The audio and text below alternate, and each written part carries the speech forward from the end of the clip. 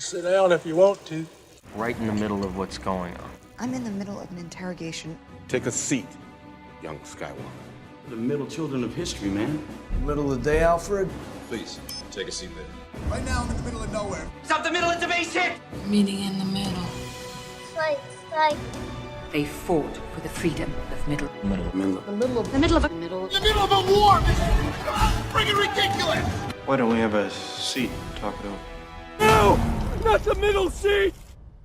A long time ago, in a galaxy far, far away, three friends came together to review movies. Together, they formed the Middle Seats Podcast, the best seat in the house, nay, the galaxy, for all things movies and entertainment. I'm your Jedi Master and host today, Andrew Auger. Let's meet my Padawan apprentices. Oh, I know where this is going. The Force is strong with this one, as is his Metachlorian count, Mr. Nate Lungarini. How we doing, everybody, today? I hope that we are all super excited for this view. I've been looking forward to it for some time. And he was voted by his other Padawans as most likely to murder younglings, Mr. Jake Hensler. Oh, that was even worse than I thought. That was so much worse than I expected. I thought you were just going to tell me I was the Sith, not murdering younglings. Oh my God. I had a response plan too, and you totally threw me off with that. Good. That's what I'm here to do as your Jedi Master. But anyway, as the Jedi Master of this show, the Middle Seats Podcast is the best seat in the house for all things movies and entertainment. If you are joining us for the first time, which is very possible considering the nature of this show, welcome.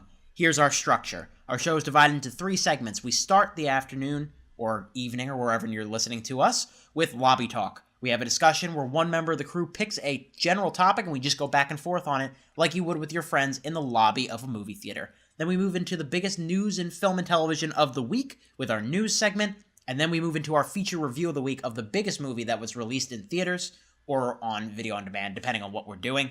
This week, it's a pretty clear choice. We're going to be talking about the 8th installment in the Skywalker saga, Star Wars: The Last Jedi.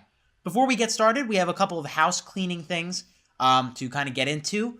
A lot of us, if you've been listening to us before, you've been listening to us on YouTube, and thank you for tuning in. We really appreciate it. However, if you're just joining us for the first time, it is possible you are joining us from either iTunes or SoundCloud. We are now on both, so you can subscribe to us on either of those sites and tell your friends about it. You can lock your phone and listen to us when you're on a run, when you're traveling somewhere. That's now the capability that we have. And we also want to thank Kaylin Byrne for the beautiful artwork renditions that she did of us in the middle seat spirit, as we say here in the holidays. So thank you again to Kaylin. Anyway, that's all the house cleaning we have to take care of. Let's get into the show, guys. There's no wasting time today. Let's move into lobby talk. Let's all go to the lobby. You're in the lobby? What do you look like? I will blow up the block before you can make the lobby. So, every year the National Film Registry, which is associated with the Library of Congress, they choose 25 films to preserve in case of some kind of global cinema catastrophe per se. But movies that are seen as important in American history, and this year a few noteworthy films they chose to take in were Titanic, Dumbo, Field of Dreams, The Goonies, and two that I thought were quite interesting, Memento and Die Hard. All widely renowned works and classics in their own right, but that got us thinking over here in our middle seats. What do we think has the potential to be a future classic? Memento, which Nate is bugging out over there, is the youngest film on this list, being released in the year 2000. So we decided to limit our search from the year 2010 onwards and see what recent movie we think will be a classic. And since I absolutely love the film I chose and it's my topic, I'm going to start off with what I think is already one of the greatest action movies of all time, 2015's Mad Max Fury Road. Stunning America with 6 Oscar wins and another 4 nominations, Oldman George Miller staged some of the best action sequences possibly ever. But even aside from the spectacular action, there's just so much to dissect here. A beautifully crafted post-apocalyptic era that throws you right into the mix of the chaos. Just everything about this movie is well made. His cult ideas on the groups in the movies, his godlike villain ruling over his oppressed people, other engaging characters and story arcs, and the story tells you more visually instead of verbally. And I don't know, I could go on, but Yes, you could. Yeah, I gotta stop myself somewhere. Jake, this is Yes. like one of your top 5 movies of all time, right? I don't have a set list. It's definitely like top 15, might be top 10. I've seen it like 4.5, 5 times now, and I adore it with every rewatch that I come across. It's amazing. It is a lot of fun. Yeah. I love this movie. Jake is super non-committal with those best movies of all time thing. He'll be like, I love you, but I'm not in love with you. Like I think I don't have a set top 10, but Mad Max is a strong contender for it when I finally make one for sure. Right. And I think you really touched on, Nate, if you don't mind, I'm going to transition to mine because he kind of go for it. Hit on the points that go with mine as well. Mine is also an action movie, but I think the common theme with what makes a modern classic for me is just that it's so memorable and so well made that it's something that will last the test of time. Those movies that you mentioned, Memento is extremely memorable because of its story structure and its ingenious direction. Exactly. It's an original movie. Die Hard might not be the most original movie, but John McClane is one of the most engaging protagonists of all time. He's iconic. Yeah, he's an iconic protagonist, and we have an iconic villain in that film with Hans Gruber. Oh, yeah. My choice, Edgar Wright's Baby Driver, hits a lot of those iconic marks. It's got really memorable characters with Jamie Foxx's performance, John Hamm's performance, of course, Ansel Elgort as the lead character. It is amazingly directed. It's one of those movies that you can dissect over and over again as far as the filmmaking goes, as far as the use of music and cinematography goes. And it just has really memorable set pieces. The opening sequence is an all-timer. It's possibly one of the best opening sequences of all time, but the rest of the movie is no slouch either. It just has this rhythm about it, makes it infinitely rewatchable, and just from start to finish, an absolute pure delight. And that's what a lot of these most memorable movies are that get added to the National Registry. We want to preserve them because we love them so much. And this is one of those movies that's really easily digestible, but also well made. It's a great mix. I think it'll stand the test of time. I think it's the most interesting one we'll probably talk about as far as lobby talk goes, because I've seen Baby Driver. I saw it twice in theaters, and it, like Andrew said, it's so rewatchable. It's a blast from start to finish. And I know some people who don't quite think of movies like we do are going to be like, obviously movies are fun, that's why you go to watch them, but there's different levels, and my God, is Baby Driver fun. Right. I think at the very least, it's going to be used in classrooms of how to visually edit something for a very long time. Just that's a great example. The way that it teams up music and sound design into the action is really, really cool. I think it's something that film students especially can really appreciate. Well, Jake, you were saying that people go to the movies for fun. Nate's choice, I know, is not very fun of a movie, but I think it broke up some people. But I think it's just as valid a choice as the R2. Yeah, this one is a fun experience in a way, and definitely something that you will not forget. My choice is Gone Girl. This film is a great psychological thriller by David Fincher. And features some really, really good performances by Ben Affleck and Rosamund Pike. Really great stuff. He even gets a good performance out of Neil Patrick Harris and Tyler Perry. Yeah, Tyler Perry's impressive. Yeah, but for real. I think the reason that I picked this one is that it is one of the few real good whodunit movies, a real good mystery that's come out in recent times. It's kind of a dying genre just because people are so used to seeing plot twists now that audiences just aren't as easily fooled by this kind of stuff. But I think Gone Girl is a great exception to that. It's based off the novel of the same name, and this movie is riveting to watch. I think it's funny. So you guys know me pretty well, and you both know I adore Mad Max Fury Road. Like, this is one of those things where Mad Max is easy royal throne, no question about it. Maybe even higher. I might make up something else for it. It's just, I love that movie. But Gone Girl doesn't fall that far behind Mad Max Fury Road for me. I absolutely adore Gone Girl as well. I think it's absolutely brilliant. Yeah. You know, it's funny because the two movies you guys brought up, if I were to rank them in my head, I like them better, both of them, than Baby Driver. Mad Max is a top 25 movie for me. Gone Girl's a top 35 movie for me. Baby Driver's is like top 75. It's in there. But the reason I picked Baby Driver for two reasons for this discussion. One, I think it's the most interesting to talk about because it's so recent. The fact that it stands out to me at all as something that could be a modern classic is impressive. And two, it's out of the three we're bringing up, it's the one that I think is most widely accessible, if that makes sense. Like, Jake, you know the snobby people, or I guess not the snobby people, it would be the opposite of snobby people that go to Mad Max Fury Road and that are like, oh, there's no story. You know what I mean? Yeah, well, I want to hit those people because that's not true. Yeah, exactly. But I get so mad at that. And then you have the people that Gone Girl's just too dark for them. Baby Driver hits all of the points that make a memorable movie, but also is like this wildly entertaining, widely accessible movie too. So I think that makes an interesting contrast to the two of yours.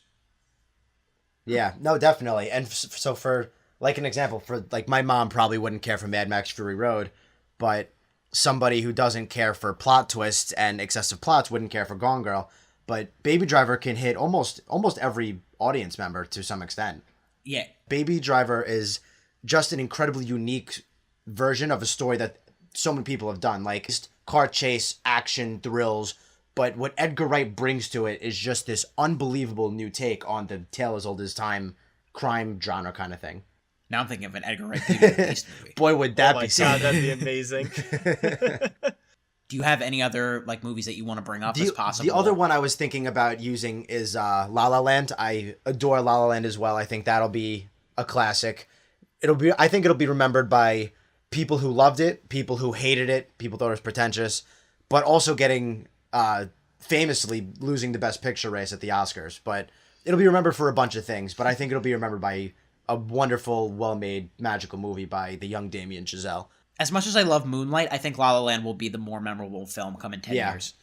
It's just the nature of the film. It's the same way that Inception is more memorable than A King's Speech, but King's Speech still won the Oscar. It's part of the things where it doesn't need to win an award to become embedded in popular culture. And I think all of the movies we picked did a really good job of bringing that to society. Yeah, for sure. From that 2010 class, I think The Social Network will also have a potential impact on the films that we see in the next 5 to 10 years as far as dialogue and story structure goes.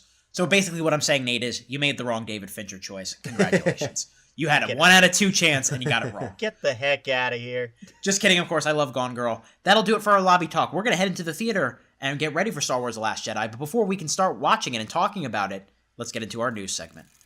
And this just in, a news break special report. This is breaking news. I've just been handed an urgent and horrifying news story. So following up on a major story that we covered a couple of weeks ago, that is official development now. The Walt Disney Company has bought crucial assets of 21st Century Fox and have consolidated in one of the biggest media deals of all time. It is valued at $52.4 billion total. This is huge. What this means, Disney buys all of specifically the movie and television properties of 21st Century Fox. They buy their regional sports networks. They buy a couple of international holdings. Fox gets to keep Fox News, and they get to keep network sports. So they get to keep, when you watch the Super Bowl on Fox, that is still obviously a Fox production. Just a short list of the franchises that now belong to the Disney Corporation. Avatar, X-Men, Fantastic Four, Alien, Predator, Die Hard, The Simpsons, Family Guy, Planet of the Apes, Kingsman, Home Alone, Night at the Museum, Ice Age, and 24. Wow. And that's just scratching the surface. Those are the major ones. We could keep going as well. Guys, we addressed this earlier, what the implications of this could mean. Just basic reactions beyond what we might have initially said, or recap what you initially said. Nate, let's start with you. Yeah, so a couple podcasts ago when we first covered this story, I was skeptical, and this just makes me all the more nervous, just because the fact that with this buy, Disney now owns 40% of all entertainment production. That is a stupidly high number. Regardless if you think Disney is a good or bad company, and there's arguments to make that this might be the best person to have bought Fox's properties if they were going to sell anyway. Regardless of those opinions, the fact that Disney just owns so much, monopolies are not good. They stifle competition, and it reduces the amount of innovation in the industry. Disney is a creative company, but if you have no other options to see movies, especially in the animation department, you're only going to see Disney movies by Disney, and they're just going to keep chugging out a formula, and you have no other options because that's all there is. Are there some fun possible realities here, like X-Men joining the Marvel movies? Sure. But at the end of the day, I think we are giving Disney a way too much power for this. Jake, what do you think? Yeah, when we first talked about this, I was like, combining all these superheroes could be amazing. What's not to like? But I didn't think about how much they actually own. Like The Simpsons, for example, that really sticks out to me. I don't want Disney in charge of The Simpsons. Here's what I want them to do. I want them to kill The Simpsons. Wait, do you mean literally kill or like... No. Oh, okay. I was going to say, Disney's mean. a family-friendly company. You can't kill The Simpsons on screen. There have been like 4 presidents since The Simpsons took the TV. Yeah, but they keep predicting the future, so... Yeah, that is pretty crazy. They predicted this whole buyout, by the way, in another crazy twist. Go ahead, Jake. Yeah. I'm sorry, I didn't mean to interrupt. No, it's okay. So I think there's potential for some great stuff, and I think it'll be really cool at first because all of a sudden, you know, when Avengers 4 wraps up, they can throw Spider-Man in an X-Men movie. They can bring Deadpool into an Iron Man movie. They can do all these kinds of crazy matchups, and it'll be super fun and super wild and super crazy right off the bat. But I'm worried about a few things. I'm worried that their formula will become, you know, something that every superhero will have to just abide to. And I worry that they're going to make Fox's TV shows too family friendly, like The Simpsons and, you know, other things that they may have inherited. Like the Planet of the Apes trilogy just wrapped up beautifully, I might add. I don't want them to all of a sudden reboot it and just try to make money off it again. Like I want that trilogy to rest. I want those characters to rest. And if they have to reboot it in 10 years, fine. But I don't want a family-friendly version of that, and I don't want it soon. So, I don't know. I could see a lot of good and a lot of bad coming from this. It's interesting that you took that route with it, because I think you're absolutely right. You're not wrong. But the way I'm thinking of it in my head, and from the vibe I got from Nate, too, is that we are thinking of this as a financial stronghold on the entire business. Legally, this is not technically a monopoly. However, it would be improper to not use that word, because... we just talked about recently the impositions that Disney is putting on theaters for Star Wars. How they are making them take a certain amount of profits, how they're making them show certain screenings. With this amount of a stronghold on the theaters now, with these amount of franchises in their back pocket, that's only going to get worse. Those kind of regulations are only going to get worse. Yeah. Disney's going to take more of the profits, and they are going to hold the theaters hostage. It's bad. It's not a good thing. It really isn't. Lose-lose. As exciting as it is creatively, and Jake, I was 100% with you. When I first heard this news, that was the first thing that went to my head. But then as I thought about it more and more, it doesn't feel good. It feels like a wrong turn. And especially with the stunt that they're pulling on The Last Jedi, like you said. You know, they're basically strong-arming theaters into giving them more money over Star Wars. What if they start doing this, like you said, with other franchises? I actually didn't even think about that, like what they're doing with theaters. Right. So with more franchises under their belt, maybe they'll adapt it to TV now too. Who knows? Honestly, that's just scratching the surface of what they could do. And it's a little scary to think what they could do with these specific things. Creatively, I think they're going to leave Family Guy alone. They won't censor Family Guy. You won't see the mouse's face in front of Family Guy, that's for sure. Yeah. You know, they won't do that to Deadpool either. They'll find ways to still exploit the creativity. Well, R-rated Deadpools make money, so they're not going to tamper with that. Right, exactly. So I'm not too worried about censorship per se.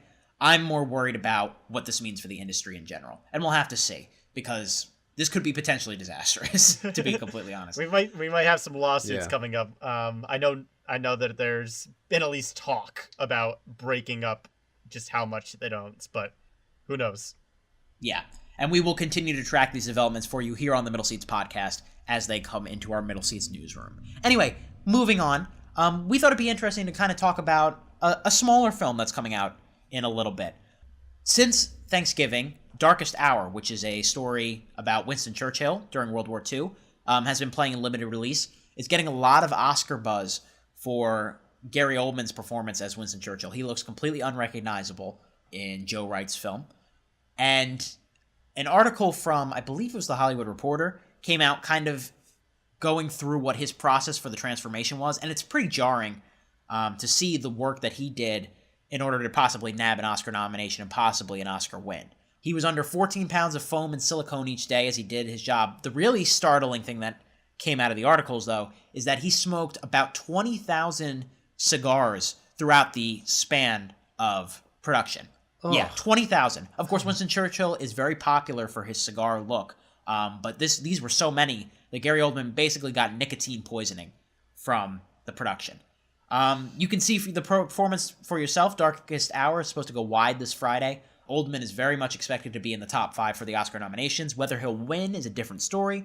But I think how we wanted to open this up is kind of talking about the transformations that actors go through for an award. Are there any striking examples that you can think of? Yeah, I think one of the biggest examples that's going on even right now is Christian Bale. He's recently transformed into Dick Cheney, and he's well known for putting on pounds and taking them back off. His transformation for Dark Knight to The Machinist, where he was buff Batman to this like really skinny drug addict, and then back to being Batman in just the span of a couple of years, putting on like 50-pound changes. It's nuts. Yeah, I think it went Machinist, Batman Begins, then Prestige, which is he was normal. Then he did Dark Knight. Then he got fat for The Fighter. Or no, excuse me. He got skinny for the... Real skin. Yep, got skinny, really skinny for The Fighter, buff again for Dark Knight Rises, and then fat for American Hustle. Yeah, that was the order. And yeah, it's just nuts. And now he's fat again for, like, unrecognizably fat for this Cheney biopic with Adam McKay. Yeah, he's the prime example. He is. But I think there's other examples like Leo, what he went through in The Revenant. I'm pretty sure Tom Hardy does a good amount. I've heard Fassbender does a lot. Day-Lewis is the one I was trying to think of while I was listing those guys off. He adapts himself like crazy. I forget what the movie was, but somebody said he to take on the role of whatever the movie is, I can't remember. This is, bad, but he literally would refuse to eat anything that he couldn't forage himself. And then he just lived off like nuts and berries in the woods for a couple months to put himself into this character's shoes. He probably forgot he was doing a movie. That's he is crazy. Method acting, man. It messes with your head. And right. Gary Oldman using cigars here blows my mind. Like, thousands. I can understand wanting to get into character and using actual cigars during takes, and probably going through quite a couple packs, because movie takes take a long time. But literally thousands? Yeah, that's disgusting. Oh my god. I can't even imagine. Nicotine poisoning. That's like the lengths that these actors go to for their roles and the dedication to their craft goes underappreciated. And that's how you can separate the great from the all-timers, I think. For sure. The people that will put their bodies on the line for this kind of role. Obviously within limits of not being stupid. But, there's just something so method and crazy about it. Like, Jake Gyllenhaal does this as well. Yeah, it feels like a box you got to check off as an actor through some kind of crazy transformation to show your range. I'm pretty sure somebody wanted to cast Christian Bale in some kind of, NASCAR biopic thing, and he went to his doctor to kind of talk about dieting, and his doctor was like, dude, you actually can't do this. You could die. That's probably his least favorite day of the year, every year when he goes in. You don't go into that office, and he's just kind of like, you know what? You're perfect. You've been doing a great job of just maintaining the doctor's got to be like, great job, God Christian. damn it, Christian Bale's coming in today. Okay. Yeah. Oh my goodness. But anyway, yeah, it was just an interesting tidbit that we thought we'd bring up. Darkest Hour seems to be very much worth going to see. It'll become available to you widespread throughout the next couple of weeks, no matter where you live. Anyway, from the big screen to the small screen here in the holiday season, a lot of people, they love to, on Christmas Eve and Christmas Day, kick back, relax, watch some of their favorite Christmas movies, or if they don't even have a choice, A Christmas Story for 24 hours a day on TNT or TBS. It's a tradition. Movies like Elf, It's a Wonderful Life, Miracle on 34th Street, and I could go on and on and on. The raging debate for years and years. Jake, what's been the raging debate for years and years? Which movie? Whether or not this movie is a Christmas movie. We actually just talked about it for the National Film Registry. Die Hard. Is it a Christmas movie? Exactly. Is Die Hard a Christmas movie? And we now have statistics to back up that argument. In 2016, Dish is reporting that 2.4 million people watched the movie Die Hard during the holiday season. 1.3 million Americans watched Die Hard on Christmas Eve, of course, when the movie takes place. That's more than Christmas classics like Home Alone or The Santa Claus. Die Hard even cracked the top 10 for that date. And now, Dish is now making it available for free for a limited amount of time during the holiday season. So, I feel like that's a pretty damning stat right there in one way towards this debate. But if any of you guys have to challenge what makes a Christmas movie, I'd love to hear it. Nate, what do you think? Oh, I am firmly in the camp that Die Hard is a Christmas movie if your family wants it to be. That is so non-committal. Oh, Nate. Yeah. What an answer. Seriously, I have no qualms with that. I can't say that our family watches Die Hard on Christmas, but we definitely believe that it is a Christmas movie, and usually at least once in the holidays, even on New Year's, I think we've done like a Die Hard marathon.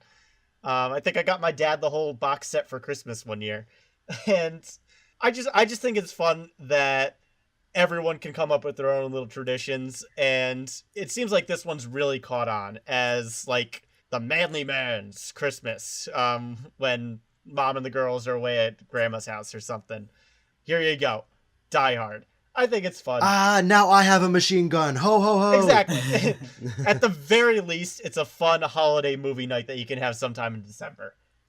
So, Jake, let me rearrange the question for you, because I feel like I know what you're going to say. How do you define a Christmas movie? You have to sing Christmas songs loudly enough for all to hear. I'm kidding. What am I supposed to do with that? I guess you have to incorporate, it's got to be, Christmas-y or like around Christmas time. And it's got to have, little Christmas carols here and there, I guess.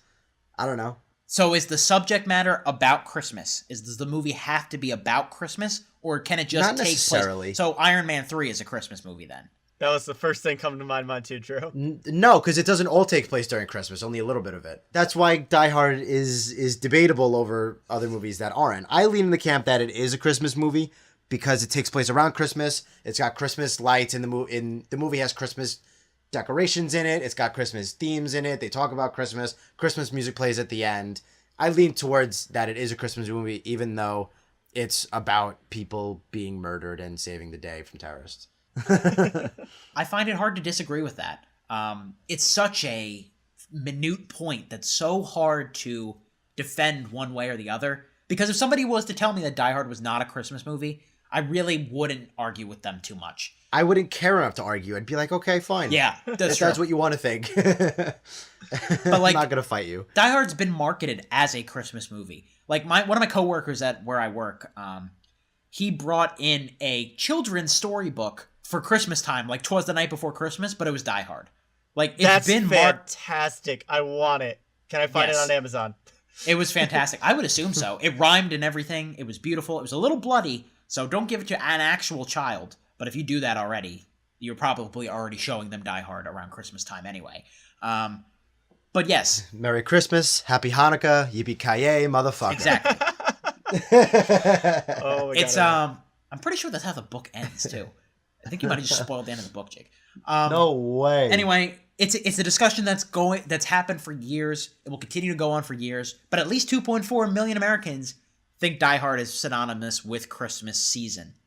So that's interesting. Some food for thought. Anyway, it's time to get into our feature review, the one everybody's been waiting for, Star Wars: The Last Jedi. Something inside me has always been there. I've seen this raw strength only once before. It didn't scare me enough then. It does now. Let the past die. Kill it. This is not going to go the way you think. Fulfill your destiny.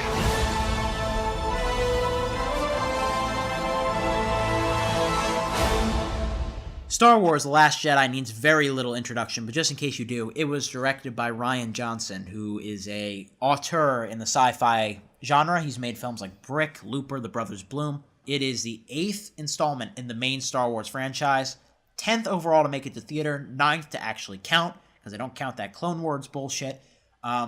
It stars, among everybody, Mark Hamill, Daisy Ridley, Adam Driver, John Boyega, Carrie Fisher, Oscar Isaac, Domhnall Gleeson, Andy Serkis, Kelly Min Tran, Benicio del Toro, and Laura Dern.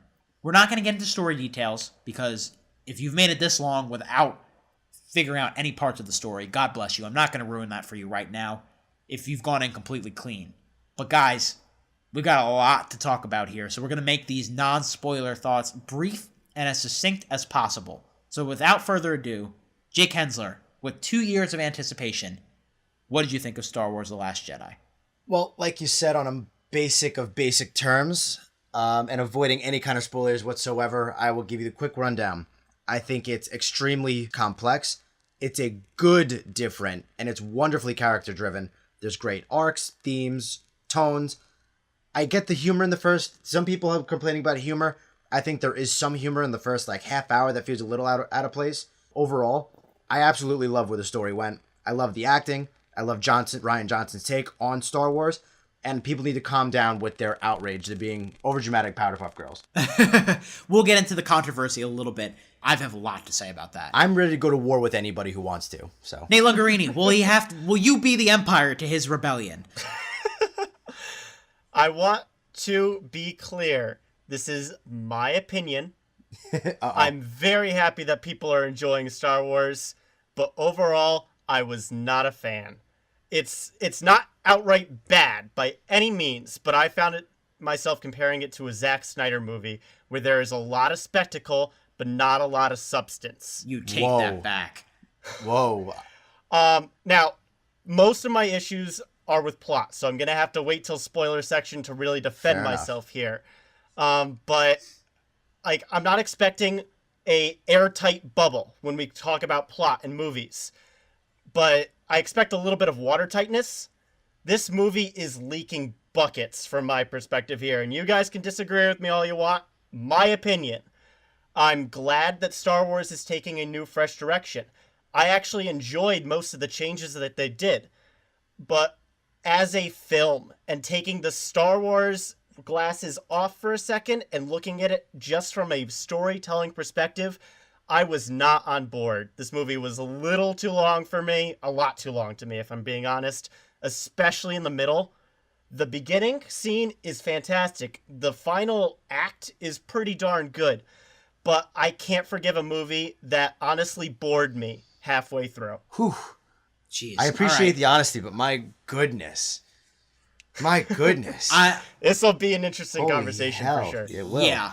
Let me start my point by reading an excerpt from an article from slashfilm.com that was posted over the weekend about the Last Jedi. It was by Jacob Hall, who's one of the writers. It's titled "The Last Jedi Doesn't Care What You Think About Star Wars, and That's Why It's Great." Let me just read from this real fast. The Force Awakens and Rogue One, a Star Wars story, want to please you. They want to hit familiar beats and remind you why you love Star Wars. They are so much fun. The Last Jedi doesn't want to remind you of anything. It doesn't care about your relationship with Star Wars. The only relationship that matters here is Rian Johnson's relationship with Star Wars. And for the first time in a long time, here's a Star Wars movie with a proper point of view, one delivered by a storyteller who is unafraid to shatter a universe he loves, to break down the heroes that mean so much to him. That's what elevates The Last Jedi beyond a simple retread. It asks you to take these characters seriously in a way other Star Wars films have not, to acknowledge them as something beyond a vessel for escapism. Right now, Star Wars feels unsafe. And that is the essence of why this movie really struck an amazing chord with me. I was getting tired of the retread. I really did enjoy Force Awakens. I enjoyed Rogue One. But this franchise needs to push forward if it's going to be progressive in any way. If people are going to stop calling it a retread.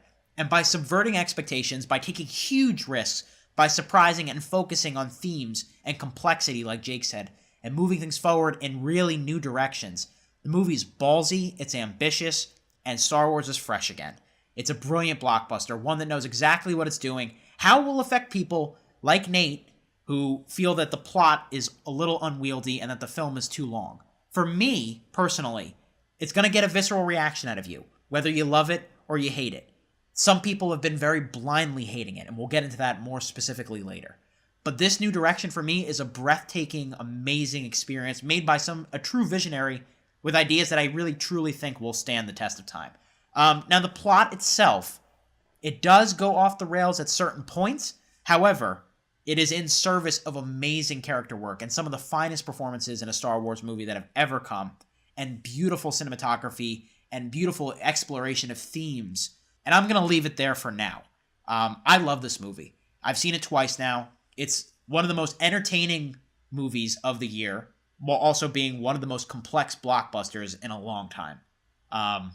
And I think Jake and I, this is going to be kind of a tag team because I feel like you're kind of on the same plane. I am dual wielding lightsabers to make sure I can fend off at least a little bit of your attacks, because I know this is going to be going to be a little bit more of an argument than a conversation. Well, I'm glad Andrew brought that up, because I've already had some people Facebook message me and text me and talk to me in person about their issues and complaints. So Nate, I know you're not alone. But I'm glad Andrew brought up the episode 7 thing. Episode 7 was, hey everyone, nostalgia and fan service. And yes, it's good and we're introducing new characters, but here's some nostalgia for you as well. Here's some formula for you. And that was fine.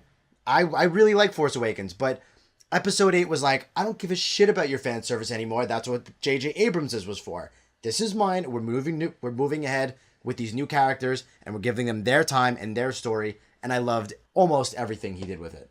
Almost everything. I like the little caveat of the almost. It's not there, a perfect movie, but I thoroughly enjoyed basically all of it. Nate, I think it's very interesting everything you said. It didn't get a negative reaction out of me because you know why? I can tell you're going to be balanced and I can tell you're going to be fair.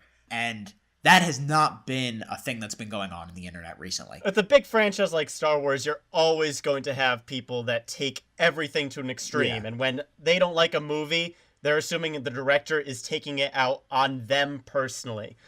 That is not where I'm coming from at all. I am just trying to take a step back and say, did I like this film? And I honestly really didn't. I think that this film has some of the best scenes in the franchise as a whole, but I also think it has some of the weirdest or just outright bad decisions that I have seen on a screen in a while. And again, that's not me saying I love Star Wars the way I love Star Wars, and if you change that, that's bad. No, I liked the new changes to a lot of the characters here, and developing on the characters that I fell in love with in The Force Awakens. But plot is one of the most important factors of the movie for me, and I wasn't on board for the plot, so I wasn't on board with this movie. Okay, we're going to have to get into that in a moment, because I feel like I'm going to disagree with a lot what you're going to say, and I think Jake is also going to disagree. But before we do that, I think it's important that we get into our ratings before we transition into the spoiler section, obviously. If you are just joining us for the first time here on the Middle Seats, we operate on the seat scale. Basically, that's our rating system for movies, the best seats that or the worst seats that we would sit in. Running them down really quickly, if we love a movie, it's a royal throne. We have our plush recliner, which is comfortable. We have our wooden seat, which is also this middling movie that has some great moments, but also some flaws. The inverse of that would be the damp lawn chair, which would be a pretty bad movie with some good moments. And then a movie that is just pure shit gets a sleazy outhouse. So Nate, why don't you start us off with your rating? Okay. Again, this is my opinion. I'm glad that people are enjoying it, because this movie definitely has some fun moments. But for me, there are some things that just stick out as sore thumbs that prevented me from getting on board. And I jumped off before the ship got to light speed. This is a damp lawn chair for me. And Jesus. You might think that that's harsh. And honestly, I might be a little bit harsh on this movie. But at the end of the day, I think that I just can't like it. I'm not going to force myself to like something that I thought was stupid or silly or boring during my watching experience. I agree with that notion, but some really good moments, but it just wasn't enough for me to tip it in the positive scale here. You don't think that damp lawn chair is being influenced by this being a Star Wars movie? Would you be going a little easier on it if it wasn't a Star Wars movie? Honestly, no. The issues that I have with plot are the same kind of issues that I would see in any other movie. I'm really trying to take the fanboy reaction out of this equation. I just didn't like it as a film. Wow, but respect, you gotta stay true to yourself. Yeah. 100%. Jake, what did you think? I'm gonna throw something out there that I don't share often because I just don't want to deal with the inevitable backlash that I would get from this statement. But for me as a whole, I think the grand Star Wars puzzle is amazing. I've never been blown away by any individual piece personally. So I know, Andrew, Empire Strikes Back is your number 5, 6 movie of all time? 5. I like the ones that most everybody else likes, but I've never been personally blown away by an individual one. And that honestly that changed over the weekend. I was blown away by this one, and I teeter in between plush recliner and Royal Throne. I'm leaning for my first ever Royal Throne, guys. I really am. I was so overly impressed by this movie, and it was even more than I had even hoped it would be. I'm officially blown away by a single Star Wars movie. I think it adds to the beautiful puzzle that Star Wars universe is, and I've seen it twice. I loved it both times. It's not perfect, but it leans into Royal Throne for me for the first time ever. What I learned this week, if I had to start my essay, is that people see very different things in Star Wars than I do. Yes, I'm here for the space, I'm here for the adventures, I'm here for the great characters, but I think the thing that makes Star Wars unique is this almost like Shakespearean drama about family. These like philosophical ideologies. That's what makes this series different from any other sci-fi franchise. And this movie takes those ideas and pushes them well into the future and evolves them in a way that I honestly was not expecting, and I was floored. I was expecting to really like this movie. I was not expecting it to take my breath away like it did. This new direction gets a lifetime performance out of Mark Hamill. It crafts a fascinating villain. It gives us a tremendous protagonist. It takes all of these side characters at the expense of a short runtime and a few tidy storytelling decisions, and it gives them these arcs that fit into the movie's central theme, which is that this is the first Star Wars movie to reject the light and the dark. This movie embraces that area in the middle. This movie's about the gray side of the Force. It is the most beautiful Star Wars film. It's the most thoughtful Star Wars film since The Empire Strikes Back. It's funny, it's light on its feet, while also being dramatic. There are few problems I could find with it. There will be things that I will say that are negative, but this movie is absolutely a Royal Throne. I wouldn't be doing it justice to my two viewing experiences if I didn't do otherwise. Is that your first two, Drew? On the main show. I gave one in freeze frame. But yeah, so of the main show, this is my first Royal Throne. You know what? So it's great, though. One show where you guys both do a Royal Throne is the one where I don't like the movie. How about that? And I think this really speaks to the critical fan divide that's been going on right now. The movie has a 93% on Rotten Tomatoes. It is, I believe, the highest rated Star Wars movie, if not right on the same level of Empire Strikes Back and the original and Force Awakens. However, fans have been a lot more split on it. And a lot of the reasons of that split are what we're going to go into in our spoiler section. This is the point, folks. Take your earbuds out. If you have not seen The Last Jedi, run. Look at the time codes. Go to the final thoughts part. If you have seen The Last Jedi, if you're one of the gajillion people around the world that have, come into our spoiler section. Whoa! Oh, spoiler alert. Spoiler! Spoiler! Excuse me! Spoiler alert! So guys, when I was writing down thoughts for spoilers, I didn't even know where to start, to be completely honest. I think there are just so many things that this movie covers, and it just was a roller coaster ride for me. Nate, I guess since you have the problems, why don't you start? Let's start with one of your biggest problems. Yeah. Do we want to start with problems, or do we want to start with the stuff that I liked to get that out of the way? I want to hear problems. Hear problems yeah, I can't take it anymore. Okay. Me neither. Well, let me make a comparison to you. This movie does what Empire Strikes Back did, where they split up our main cast to do a couple different stories. Right. So we have Rey and Luke, we have Poe on the ship, and then we have Finn and Rose, Rose being one of the new characters added. So, all in all, if I had to say yay or nay to all three of those subquests, I did like Rey and Luke stuff. Some of it was kind of samey in terms of like old master who doesn't want to teach his student kind of stuff. But overall, I think their arc was definitely the strongest, and I'm positive on it. I was not a fan of most of the other two arcs. Like there's some redeeming moments, but Poe's arc is really dumb because all of his plot moves because he isn't freaking talking to the purple-haired lady. Okay. Go ahead, keep going. They make an artificial conflict because the purple-haired lady doesn't feel like Poe's worth talking to, and that's why they send Rose and Finn on this arc that ultimately ends in failure, and we can get into why failure works or doesn't work in a minute. But all in all ends up being a pointless side quest because he just doesn't want to talk to the purple-haired lady. And then her not telling them that there's a planet that they can go to, is just another artificial conflict. And I think the most damning part for me is why on earth can't the Empire catch up to a ship? You're telling me that a giant spaceship can't move slightly slower than light speed to catch up to a ship in front of them to cut them up and blow them up? There are ways to generate conflict, but the way this conflict is generated, especially on Poe's story for me, is really lazy. Come up with better excuses as to why they can run away from the Empire, but have a reason that they're always just a little bit ahead of them. Or just change the substance altogether. I can't get behind a plot that just strikes me as stupid. Whether it's a Star Wars movie, whether it's a space movie, completely unrelated, I just thought a ship running away from another ship because of fuel problems, when one ship has the capacity to go faster, but isn't, annoyed the shit out of me. I could not get on board. Wow, I think you're way off on the Poe stuff, personally. She doesn't owe Poe any answers. My understanding was that she was telling the people on the bridge her plan.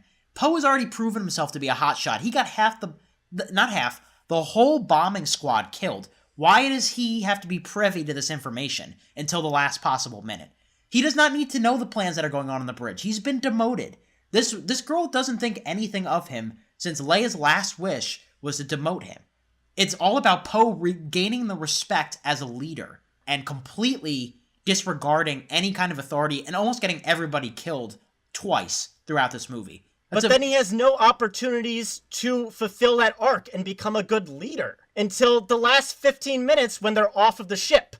All of his time on the ship is a waste of time because he isn't learning or doing anything that works toward the final plot. But you clearly see him learning later when he tells Finn to peel off. Yeah, and that is a one scene at the end of the movie. I had to deal with Poe's story for the entire movie, where there are a lot more than just one scene. There are dozens of scenes where he isn't contributing anything. He helps them find the way out of the cave. Like, he is the one that understands what Luke is doing and takes command from Leia. And Leia straight up says, "Don't look at me, look at him." I'm talking about just Poe on the ship. I liked the last 20 minutes. Once they get to the Salt Planet, I actually really enjoyed that. But that was not the majority of the movie. That was the last 20 minutes. But you can't isolate a character arc like that. Like, the character arc spans the entire film. You're right. But I shouldn't only like the character arc because of the finale. The whole character arc is parts 1, 2, 3, 4, and the finale, right? Jake, what do you think? Yes. I kind of thought that a little bit too when she just was withholding information. I was a little like, so you could have stopped a mutiny by just telling him, but at the same time, why she shouldn't have to? If you know, it's a general not telling a lieutenant. And yeah, just because somebody lower than you is acting out doesn't mean you have to just give in to them. He's got to learn. He did. He went through this whole arc and he figured everything out. Okay. But the purple-haired lady never gave us a reason that information had to be secret. You know, like, there could have been a spy aboard the ship or sending stuff to the Empire, or she could have at least stated that she feared that. But because the movie gave us no reason to care about why she was keeping it a secret, that just strikes me as kind of lazy TV drama. Characters not talking to other characters for the sake of the audience not knowing what's going on is lazy screenwriting to me. I thought it was the movie setting up a red herring that she could possibly be evil, or that she just doesn't trust Poe. Now, okay, if you want it explicitly said, that's fine. That's different. But this is the way that I interpreted it. And I think this movie doesn't want to spell things like that out for you. Moving on from Poe's arc, I think the weakest part of the film is Finn's side quest. It kind of feels like a short film in its own, the casino set piece. I think it's well done. I enjoyed every second of it. And it ties in the end really well. But during, it kind of just ends. Right, exactly. But that would be the only part where I'd be like, okay, you can snip 5 to 10 minutes from here. But it plays a big part in Finn's arc overall, where he's again caught in the middle between rebellion and empire and what his place in the war is. That's one of the things I really, really enjoyed and wanted to talk about. There is a awesome theme in this movie of young new characters coming into their own. So Luke and Rey coming into her own. Leia and Poe coming into his own, Snoke and Kylo coming into his own, kind of anybody, Finn coming into his own. Like there's this whole like apprentice and something looming above them and then breaking through that and running full force into this final movie. And they all tie in together at the end with amazing, amazing character arcs.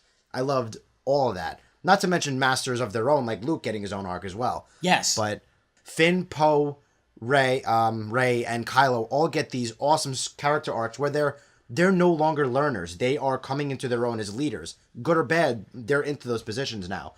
Right. I think this is just one of those things that we're just going to disagree on. I just wasn't on board with a lot of these character arcs that you're talking about. Rey aside, I really did like Rey, and I thought that she did a really good job here.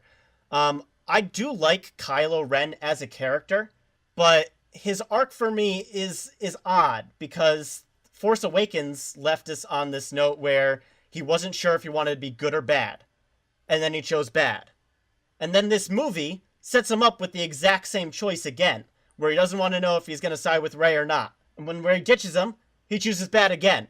And we're left with the same villain. He's changed slightly in terms of his relationships to the new characters, but he hasn't actually changed himself as a character. He's still evil. I think that's a recurring theme in his character, though. So as an apprentice, he was betrayed by Luke. He feels betrayed by Rey in the end here. Yeah. He feels betrayed by Leia when she sends him off. So when Rey in the end says, "I can't go with you," that sends him off, and then he wants to get out. He's out for all of them again. He is by far for me the most interesting character because I'd agree with that. I really do like Kylo Ren. I think Adam Driver is fantastic in the role. I think it's less about him being good and him being bad this time around and more about abandonmentness. He is stuck, and the movie puts a nice contrast in between him and Rey's journey, where they're both looking for their place in this war, and Rey finds a support group because she picks the light, where Kylo is left with no one by the end. It's actually pretty devastating. And he does it to himself. He does it to himself by killing Snoke. So now he's in this leadership position with no idea how to handle it. And he was banking on Rey being the support group for him, that he could turn her. Now, I thought the scene between the two of them, right after he kills Snoke, and right after that, first of all, fantastic action sequence. Really well choreographed, really well done. That scene where they kind of talk about what their next move is going to be. He's talking about a fresh start, something completely different. Just everything. Yeah. Yeah, because he says it, let the past go. Snoke, Luke, Resistance, First Order, all of it. Get rid of all of it, just start over. This movie's message is about obliterating the past. And I think that's the best thing that this franchise could do. But Kylo is such an interesting character, and I'm really excited to see where they take him in the future. Yeah. Do you mind if I jump back to Finn? Because I think we're all in agreement about Kylo. Yeah, of course. Sure. Yeah. So, again, Finn, really interesting, fun character that we were introduced to in the last movie. Again, the pointlessness of his contribution to the plot, my opinion, your opinion, bananas, potatoes. Going back to what you guys are talking about, great arcs. I'm not on board with his arc at all because it's the exact same arc that we got in The Force Awakens, where he spent the whole movie saying, I need to run, I need to get away. And he does the same thing here, where he literally says it, does he not? I'm not running away anymore at the end of this movie. We already saw you not running away in the last movie. You don't need to have that character arc a second time. That's not what his arc is to me. His arc here, it's less about running away and more about becoming a leader. Becoming the person that's, lays down on the grenade. You know what I mean? He has fully devoted himself to this cause now. In The Force Awakens, he never goes... That arc is incomplete. Because, the only reason he's helping the Resistance at the end is because he wants to rescue Rey. Now, he sees the cause overall and realizes how, by interacting with Rose and seeing what she sacrificed to be a part of this cause, he's fully on board now, is my interpretation of that. Okay, I can see that a little bit clearer now and might have a better understanding of what the director was going for. I Because I didn't think he was ever running away either, per se. When he was He was running away in the beginning of the movie. He tried to get into a space pod. But that was to get away so Rey wouldn't come into the chaos. Okay. He was not ditching the rebellion. He was ditching because he wanted to protect Rey from coming back to a wrecked ship. And, Nate, I see where you're coming from because there are similarities, certainly. But I think it's a progression from where he was at Force Awakens. Now he is a part of a cause. Okay. Yeah. I think the movie, like I said in my non-spoiler thoughts, this movie really deals with morality in a way that a lot of Star Wars movies haven't. And I think the movie's at its best when it's dealing with the morality between Luke, Rey, and Kylo. And I really loved how Johnson's screenplay, slowly but surely, gives us a he said with the Kylo-Luke incident. I thought the way that we got 3 different versions of that story, and we still don't know that third version is true. We're still getting it from Luke's warped point of view. But just the way that it divulges information completely changes how we look at Luke Skywalker, and completely changes how we look at Kylo, and those dynamics continue to shift throughout the movie in ways that you're just not expecting. I think that whole thing works really well. Look at his bloodline. Vader, conflicted. Ben Solo now, conflicted. It makes sense that Luke would be conflicted in this whole thing as well. Yeah. Everybody around him with Force powers is conflicted between these struggles as well. So it makes sense that he's not fully on board either. Think about from Logan earlier in this year. It's a similar arc to what's going on with Wolverine and Professor X in those movies. These are these beloved characters that we've known throughout these years. In a different point in their lives, Luke very directly says, there's a reason I am out here and I don't want anyone to find me. It is because he is a broken man that needs to be brought back. And Rey, to an extent, brings him back, but the thing that completely brings him to the other side is one of the most wonderful scenes in the movie. I loved the way that they treated the Yoda scene in this film. The Yoda scene was cute. It was fan service done correctly, I think. Where they said, all right, fans don't like the prequels. How can we kind of tailor to that a little bit? I know, let's have Papa Yoda in there, preaching the moral of the movie, and that's handing off the baton to the new cast by literally burning down the old Star Wars.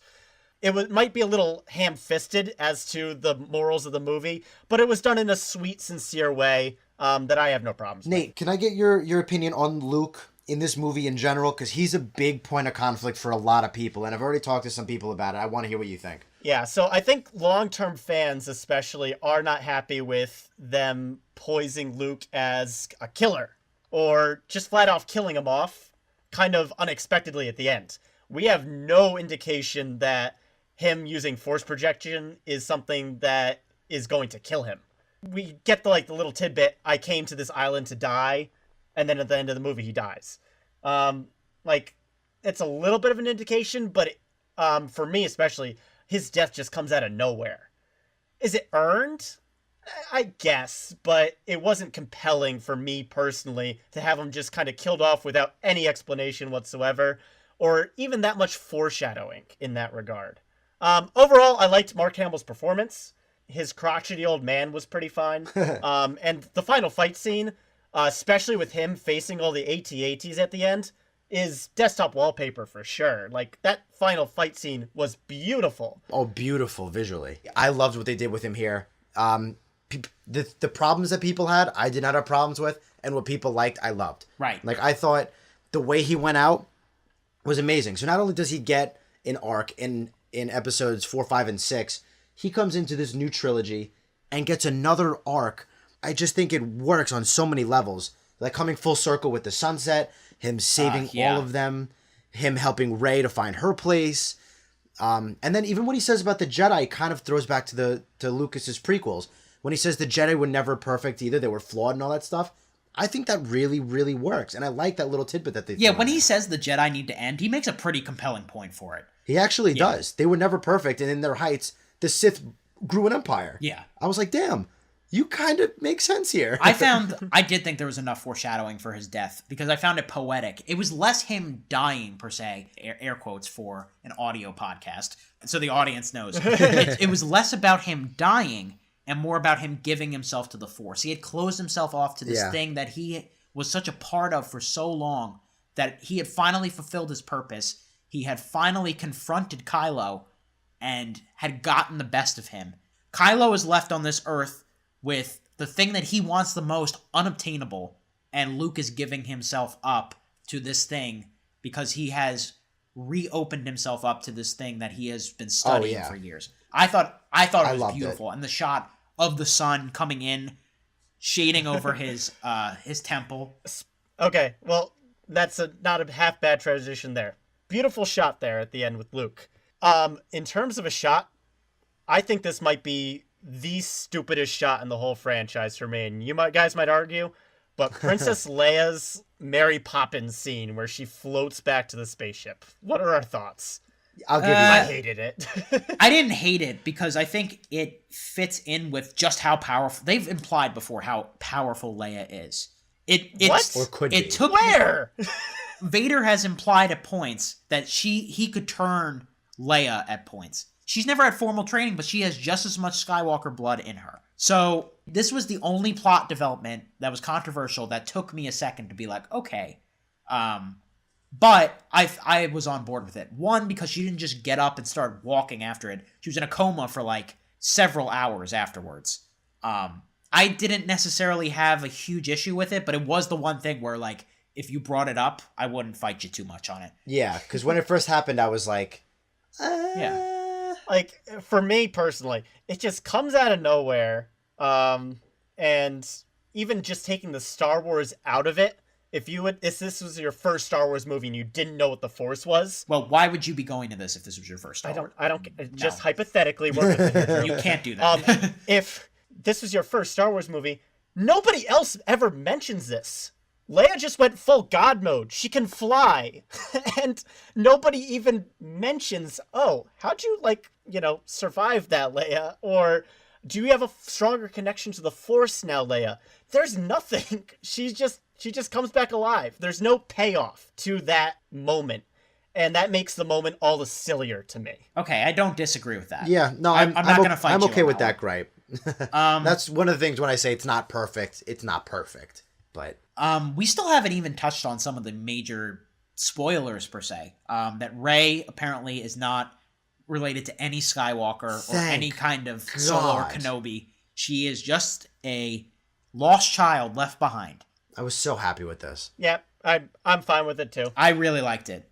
I love they borderline gave the audience a big finger because Kylo straight up says, "You're nobody. You have no place in this story, and yet here you are." I wanted to stand up and just clap. I was like, "Yes, this is what I wanted." Yeah, they troll the audience 3 times, especially in that the ground vagina scene in Octo, where she goes down there and she sees the mirror, and you think she's gonna see the parents. See, I don't get why so many people are celebrating the fact that this movie is flipping off its fans, or is deliberately trolling them. I don't get why that's a selling point to your movie. I'm okay that this movie didn't have fan service. I'm actually really happy that it didn't. It was refreshing that way. But to deliberately piss off your fans is a step way too far in the opposite direction for me. I completely disagree. I think the one thing, Rey's parents not being anybody, works perfectly, and I'm really glad that they went in that route. I'm glad they did too. Something I wasn't happy with is killing Snoke with basically no payoff to his character whatsoever. I don't care if he's a one-off villain and his point is to die, but he wasn't even interesting up to that point because we didn't get enough time with him. They built him up in The Force Awakens, and this movie says, all right, the fans won't be expecting this. Let's just kill him off in this movie. And that's what this movie did, and there's no payoff for doing it. It's literally just for that knee-jerk reaction. I don't agree with that. I think it's trying something different because it is reprioritizing what the series is about, which is about the characters. It is much more interesting to make Kylo the big bad guy and kill off Snoke there than to drag out the mystery of who Snoke. Who gives a fuck who Snoke is? I really don't think it's that important. Well, I actually do. I kind of wanted to know, but I'm not distraught about it. It is much more important that we see Kylo ascend to this point, at this point in time. That would have been great if we had more scenes throughout the movie where we saw how Kylo's relationship with Snoke was. We got, little morsels, but it wasn't enough for the payoff to be worth it, in my opinion, to have him kill off. Oh, see, totally dissing him in his first scene, and then his second scene straight up saying, "Oh yeah, this connection you and Rey think you have, I did that to fuck with both of you. Now, come here." let me show you the power I have. And then to top it off, his weakness is his cockiness. He got so full of himself and was so sure that his plan was inact, he overlooked it. But it all happens in one scene. I don't get why they rush that so much. I was all right with it. I think it all works. But do you not feel like they rushed that same conflict at the end of Return of the Jedi? Because it's pretty much the same sequence. Yes, I see the comparisons. But again, isn't the point of this movie to be different than the original trilogy? Why are we borrowing the same plot points in that perspective? Think about Captain Phasma, too. They ripped off all the worst parts about Boba Fett. This character comes back for one fight scene and then she's gone. Most overrated character of the year, everybody. She's just there to look cool, to be completely honest. Exactly. Why are we ripping off that part of Star Wars? The part that didn't work in the originals. You want this to be more crowded, Nate? Because we're already pushing 2.5 hours. I didn't need more Phasma than I already did. I agree. Phasma, for how cool she looks, doesn't do a lot. This movie was messy for me, and that's my biggest issue. Oh, I don't think messy. No, I would say messy, but I don't think that's a bad thing. I think this movie is trying a lot of different things, and it's doing things that people were not expecting. We've gotten so ingrained in this culture in our head, like, oh, who's Rey's parents? Oh, who's Snoke? All of these different theories and everything. Oh, who's connected to who? That we've forgotten exactly why we liked Star Wars in the first place. And this rearranged it back closer to what I like. Now, this might be completely undone going into 9. Remember, we still got a whole nother movie coming up. They could completely readjust this to what you like, because the man who set it up in the first place is coming back to do it. But as it is right now, I love the trajectory that we're headed towards. I have no idea what's coming next. Yeah, I hope Abrams continues with this. If it makes you feel better too, I'm on the same page on that front. I like where the franchise is headed, but I thought the road to get there was especially rocky in this movie. Unless you guys have other things to say, I think one last point we should touch on is Carrie Fisher. She's alive at the end of this movie. What do they do with her? I think this movie's going to jump a couple years. Episode 9 is going to jump a few years, and unfortunately, it's hard to avoid, but I think opening crawl is going to say she's dead. That's what I'm expecting. Yeah, I don't see how they could do it any other way with an off-screen death. I don't see any other way around it. I think title crawl, just like Drew said. Yeah, I think that or something along the lines of, in the very beginning, they'll throw to Poe and he'll talk about, Leia didn't sacrifice herself for nothing or something like that. Yeah. I really thought Carrie Fisher was wonderful in this movie. I thought she was great. I liked everything but her Mary Poppins scene. Yeah. Fair. Right. We haven't addressed the motherfucking porgs yet. And that's a good thing, I think. They are in at the perfect amount for me. They're the little cute little punctuations. Yep. They don't topple the Empire. They're just cute little comic relief. I adore them. They're cute. Well, there's nothing else I got to say about them. We'll start wrapping up soon, I promise. There's just so much to cover here. If you've seen the movie, you get it. Yeah, you're here for the ride if you've seen the movie. We haven't addressed my favorite visual shot of the movie, which is Laura Dern's Vice Admiral taking the spaceship into hyperspeed through the fucking First Order ship. Unbelievable. Everybody in my audience, you could feel the temperature of the room drop when that happened. Sick, yeah. I've seen the movie twice, and both times the audience did the same thing. This was the Zack Snyder moment for me, because artistically, gorgeous. Like, we haven't seen anything even remotely close to that in a Star Wars movie before, and it was great.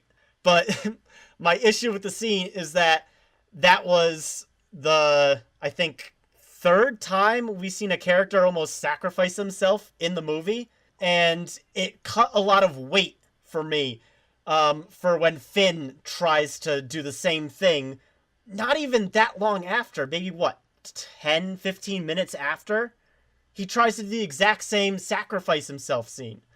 There needs to be emotional weight to moments like that. And I think if you had done that scene, but instead with a purple-haired character, someone we knew, or even freaking Admiral Akbar or something, that's better, There was extraneous circumstances around the Admiral Akbar. The voice actor for Admiral Akbar died recently. Oh, really? That's why they killed him off so nonchalantly. I guess. Yeah, I had a friend text me about that, and I was like, I got nothing for you. I feel that. So again, back to the Lightspeed scene though. Great shot, loved it. But it just undercuts the future emotional shot with Finn doing the exact same thing literally a couple scenes after. Okay. I mean, I don't think we're ever going to come to the same terms on that. Probably not. Probably not. I think our biggest point of contention in the conversation is that we are way off on our analysis of the Poe arc. The Poe arc, and I did not like Finn and Rose's arc at all. I'm willing to concede a little bit more with you there, but the Poe arc I think is actually pretty brilliant. Overall, we got to move into final thoughts here. We said one more thing like 10 minutes ago. Jake, why don't you start this time with your final thoughts here on Star Wars: The Last Jedi? Ooh. So Nate, I've heard your problems, and they're reasonable. I don't necessarily agree with them, but they're reasonable. The people who were saying, like, I've heard so many outrageous complaints, and now there's a petition, like Disney to like take it away from the Star Wars saga in general. Just people gotta calm down. But this movie is like they put this extra oomph into it that I was not expecting, and I loved. I absolutely loved. So I'm going to reaffirm my royal throne. Maybe, a third viewing will throw me off. I don't know. But right now, I love this movie. I think it's one of the best movies of the year. I think it's interesting how controversial it is, but I'm willing to go to bat for it every time. I loved it. And I've seen it twice, and I probably will go see it again. Well said, Jake. Well said. Bravo. I'm like in the Senate where you stand up and you clap for your party or whatever when they propose a bill. Now it's time for me to get some Totally my fair. thumbs down here. Nate, what were your final thoughts? Final thoughts. Again, this is my opinion that I didn't like it, and that is fine if you like it, and I'm happy for you.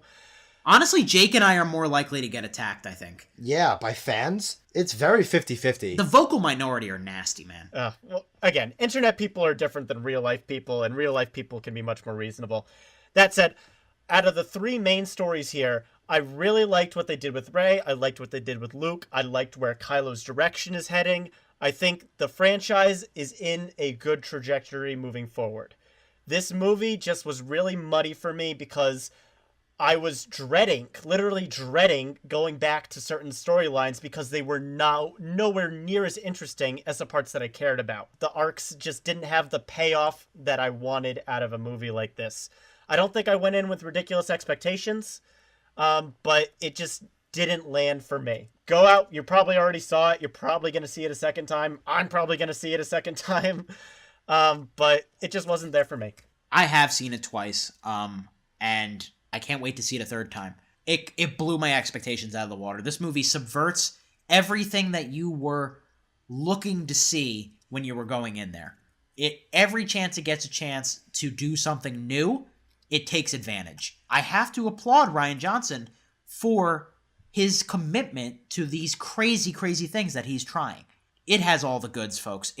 I really think the test of time, when people calm the fuck down, well, maybe not Nate, because Nate's opinion here is very set in stone with plot stuff, and that's fine. The people, you assholes that are very emotionally reacting and getting way over the top with it, and saying really negative things and hurtful things about the franchise.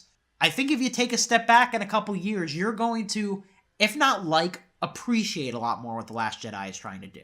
Especially once we have the full picture moving forward. I am thrilled that he's going to get to do his own trilogy and carve out his own path in the Star Wars franchise, because gosh darn it, he's earned it for me. I love this movie. I think it is in the top 10 of my year. Probably in the top 5. It's worthy of a galaxy far, far away, is what I'll say. And that's how we'll punctuate this long discussion on Star Wars: The Last Jedi. Thank you for joining us here on the Middle Seats podcast. But before we go, Nate, where can our star-traveling friends find us on the internet? So, here's how you can get in touch with us. Please like, comment, and subscribe to our YouTube channel, The Middle Seats. We're also on Facebook and Twitter, both at The Middle Seats. And our email for any questions, comments, or suggestions is themiddleseatshow@gmail.com. Reminder, we are now on both SoundCloud and iTunes, so look for those links in the description down below. Definitely check us out there. Anything you can do to support us is greatly appreciated. Be sure to, if you haven't already, check out our spin-off show, Freeze Frame, our sidebar to our discussions on television and film, typically related to the topics that we're talking about in our main show. Last week, we talked about one of the best, worst movies of all time, The Room. with The Last Jedi coming out, we've got some fun Star Wars discussions to get into. I won't spoil exactly what we're going to be doing, but you're going to want to tune in for that. Next week on the main show, we'll be talking about a sequel 20 plus years in the making, Jumanji, Welcome to the Jungle. That'll do it for us here. For Nate Lungarini and for Jake Hensler, I'm Andrew Auger. Keep that seat warm, everyone, and may the Force be with you.